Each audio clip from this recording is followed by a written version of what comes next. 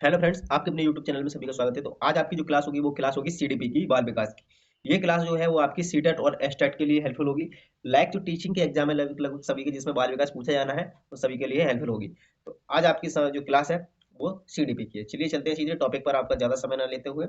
तो आज का जो है टॉपिक रहेगा वो रहेगा पावलोव का सिद्धांत। पावलोव जी ने सिद्धांत दिया था किसका? शास्त्रीय अनुबंधन का सिद्धांत। इसको इंग्लिश में कहते हैं Pavlov theory of classical conditioning. IP Pavlov ने कहा था, ये एक रूसी वैज्ञानिक थे। इनको 1904 में नोबेल पुरस्कार भी मिला है। ठीक है, 1904 में क्या मिला? नोबेल पुरस्कार। उन्होंने कहा कि इसके अनुसार किसी की उत्तेजना के पैरेलल अगर कोई सिग्नल निर्धारित कर दे तो वह समान प्रतिक्रिया रिस्पॉन्स करेगा जितना वह उत्तेजना बढ़ाने पर करता था। पावलोव ने जो प्रयोग किया था वो किस पर प्रयोग किया था? पावलोव ने कई बार पूछा गया है। पावलोव ने जो प्रयोग किया था वो कुत्ते पर प्रयोग किया था। किस पर प्रयोग किया था? कुत्ते पर। तो पावलोव ने कुत्ते पर प्रयोग किया। उन्होंने कहा कि पावलोव ने अपना प्रयोग कुत्ते पर किया। किस पर किया? कुत्ते पर। उसने कुत्ते के एक पिंजरे में भूखा रखा। अब उसने उसे खाना दिया।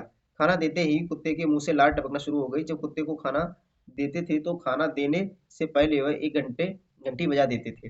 कुछ दिन बाद कुत्ते को लगने लगा कि जब घंटी बजेगी तभी खाना मिलेगा। अब जैसे ही घंटी बजती थी तो कुत्ते के मुंह से लार टपकना शुरू हो जाती थी।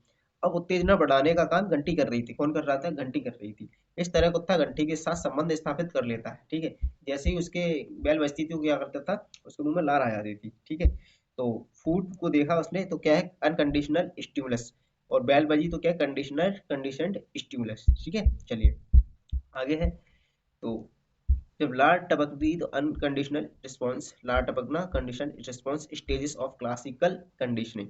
उद्दीपक सामान्यीकरण, ठीक है। स्टिमुलस जनरलाइजेशन इसको कहा जाता है। जब व्यक्ति अनकंडीशनल स्टिमुलस के प्रति क्रिया सीख लेता है तो वह उस उद्दीपन से मिलते जुलते अन्य उद्दीपनों के प्रति भी वैसे ही रिस्पॉन्स करता है। जैसे अलग अलग घंटियों की आवाज आने पर भी कुत्ता लार टपकना शुरू कर देता है। ठीक है, चलिए आगे चलते हैं।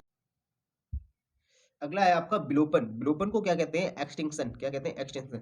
अगर कंडीशनड स्टिमुलस के बाद अनकंडीशनल स्टिमुलस प्रदान न करे तो कुछ समय के बाद रिस्पॉन्स आना क्या हो जाता है? बंद हो जाता है।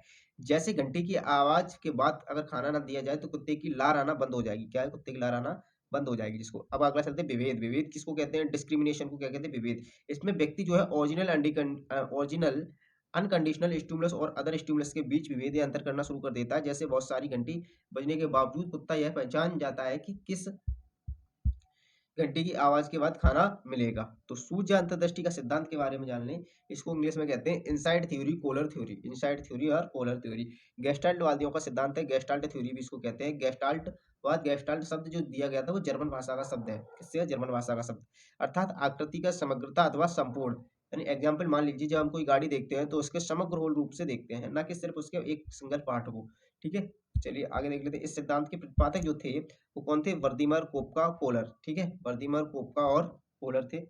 अंतर्दृष्टि के सिद्धांत को, सूझे अंतर्दृष्टि के सिद्धांत के जो प्रतिपादक थे वर्दीमर, कोपका और कोलर थे।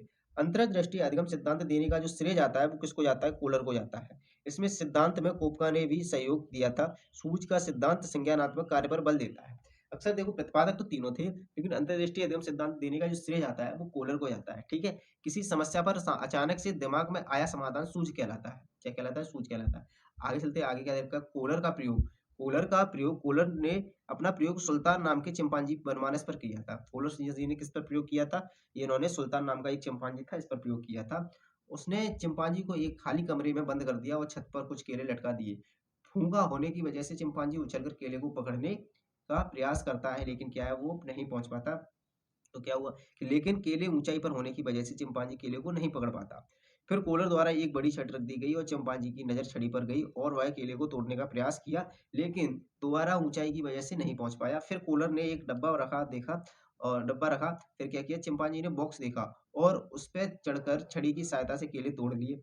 प्रयोग के अनुसार चिंपांजी ने जब मानसिक क्रिया की तभी वह बॉक्स की और छड़ी का इस्तेमाल करके केले को तोड़ पाया। इस प्रयोग से यह निष्कर्ष निकाला जाता है कि जब चिंपांजी ने केले उतारे तो उसने छड़ी और बॉक्स का समय पूरे रूप प्रयोग किया। इसलिए इसे गेस्टाल्ट सिद्धांत का प्रयोग कहा गया है।